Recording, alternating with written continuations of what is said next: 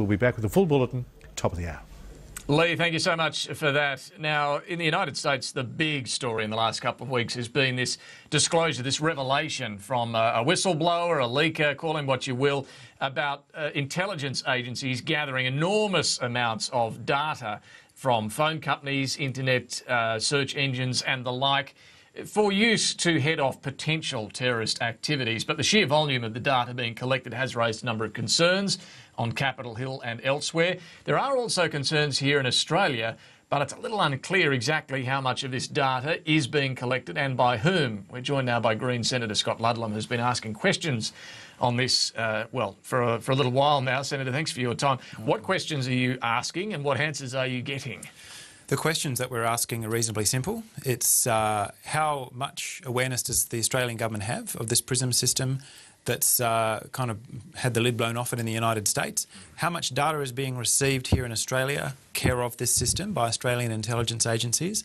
And would they care to disclose any of this at all to the Australian public? So that's the question side of things. And what answers are you getting? It's like everybody's been put on tranquilisers.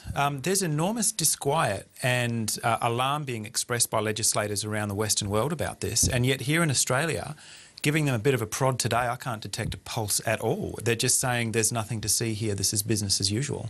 What we know that in the United States, this data collection is legal. It's not illegal. What legally are agencies, similar agencies, entitled to do? Well, let's start with the question of legality. Because the laws, the Patriot Act in the United States is framed so broadly, it's being used in ways in which congressmen and women in the United States, after receiving briefings, are saying, we had absolutely no idea we'd authorise this sort of behaviour. One of the authors of the Patriot Act in the United States, a Republican representative from Wisconsin, has said Big Brother is watching. They had no idea that this had been authorised because these notices are being granted by a secret court.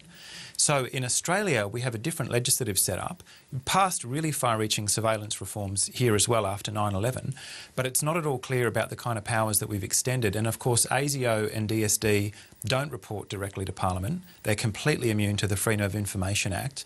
So we don't really know. Now, it has been reported, I don't think confirmed, that Australia is receiving, or Australian intelligence agencies are receiving some of this information from their US counterparts.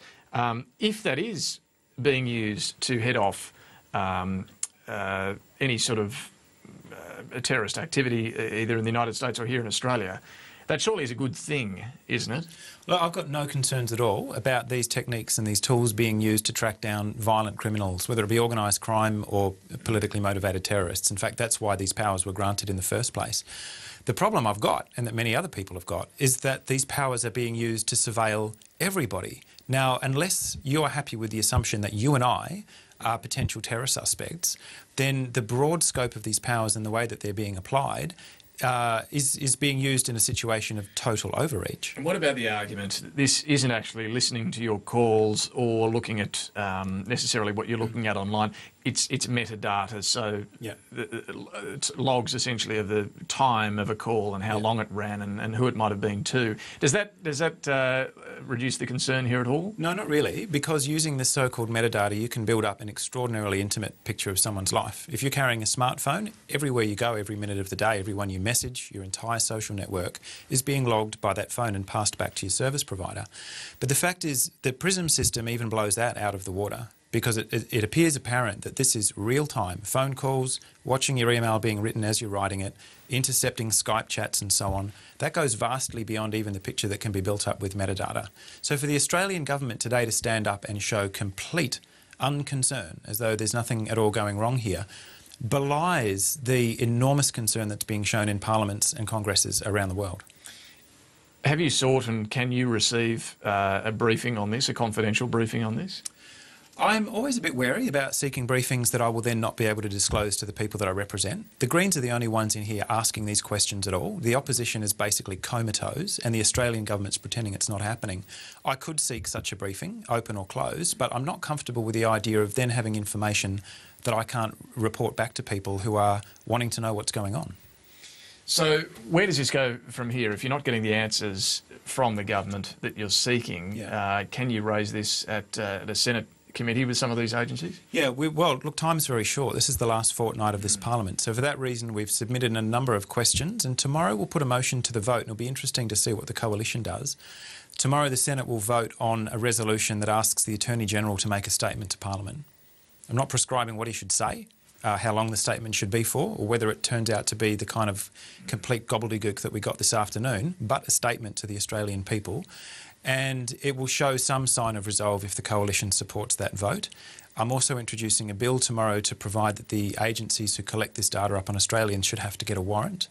And there are a number of other tools that we can use, but time's fairly short. We need some transparency, and we shouldn't be the only ones in here demanding it. Well, as you say, the coalition aren't asking questions about this either, nor is the government forthcoming with that information. When we look at it more generally, and you refer to the smartphones there, which everybody seems to have these days, do you think there is a lack of understanding, a lack of realisation for most people out there, the sort of information that is now being collected, whether it's by an intelligence agency or by a phone company, and being marketed as well, the sort of information that is and data that is now being collected and stored? I think there is a lack of awareness. There's a lack of awareness of what is in these legal agreements, that when you casually click through on a social network and say, I consent to 60 pages of closely spaced legal copy, there's a lack of awareness. And I work on this stuff for a living, and I was shocked to see what happens when you mash up your phone records on a Google map and it shows you being tracked all over the landscape, communicating with people day and night.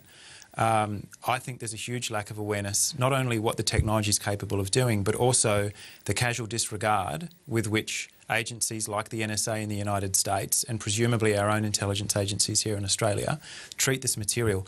It's not good enough now for the government to hold its hand up and say this is all for your protection and national security.